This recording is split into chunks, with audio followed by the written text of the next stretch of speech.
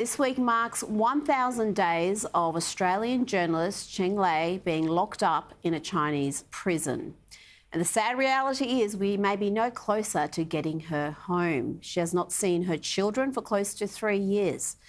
Certainly doesn't help when Labor premiers heading over to China have no intention of talking about her plight to her captors. Cheng Lei's partner, Nick Coyle, has written a heartfelt piece in The Australian about his partner's excruciating plight. He wrote, "The only contact with the outside world was a 30-minute video consular visit, which started each month with Lei being led in, blindfolded and handcuffed, before being placed in a chair with a timber restraint to limit her movement during her 30 minutes of freedom." Nick Coyle joins me now. Nick, how have the last 1,000 days been for you and for the children, and what hopes do you have of having your partner back home? Oh, hi, Rita. Thanks very much for having me. Look, of course, they've been really difficult, but I'm at pains to point out that it's far more difficult for Lei and her two children than it is for me. I get to enjoy freedoms that she can't, and it's an awful situation for her, and it's obviously heartbreaking for her children as well. So, look, 1,000 days is a long time in anyone's language, and we certainly hope that a resolution can be found soon. Now, the Prime Minister has spoken about Lei's situation. How much support are you getting from the federal government? Look, the new federal government, or relatively new federal government, have been terrific, I have to say. There's been a marked change in their approach, not only to Lei's case and all the bilateral ramifications, but also just in terms of general contact, and they've been very proactive. So, our Foreign Minister, Penny Wong, has been great. We've spoken in person. She's been enormously supportive, and the Prime Minister as well. So they've been proactive, they've been consistent, and they've been strong, and I would hope that'll continue with the Trade Minister heading over to China shortly, from all reports.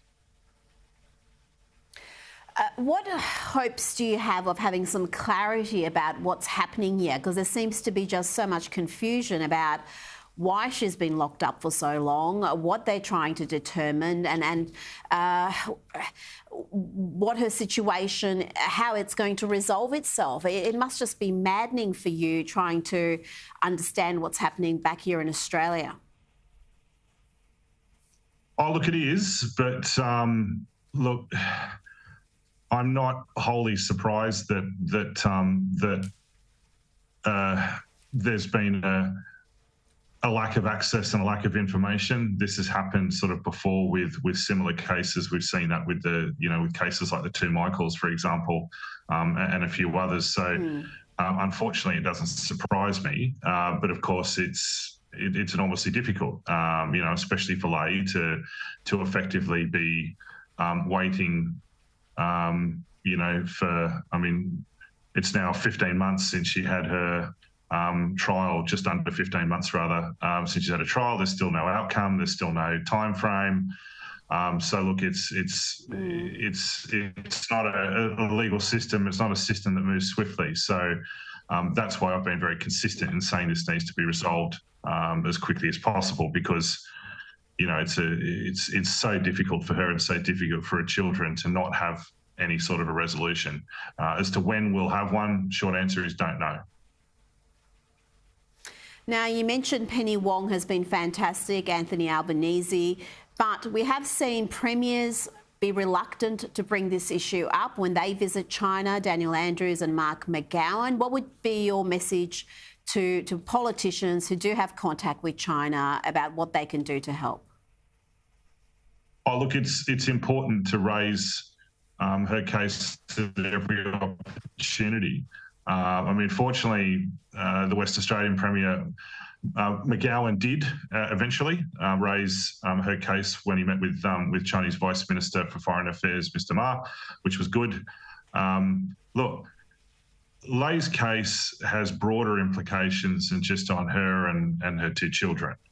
And that's the point that I've been making consistently, and the point that I was making to Premier Andrews' office, well, tried to, and did make to Premier McGowan's office as well, that we can't have business as usual while this unacceptable miscarriage of justice continues, and a solution needs to be found. And I never propose that any premiers or individual politicians are going to snap their fingers and solve it, but I think a clear message has to be sent to their Chinese counterparts at all levels that whilst her unacceptable incarceration continues, it does enormous damage in Australia to China's standing, and it really would be beneficial for everybody, of course, for the most directly impacted people, but it really would be beneficial for everybody for this situation to come to an end, and it really must end as quickly as possible.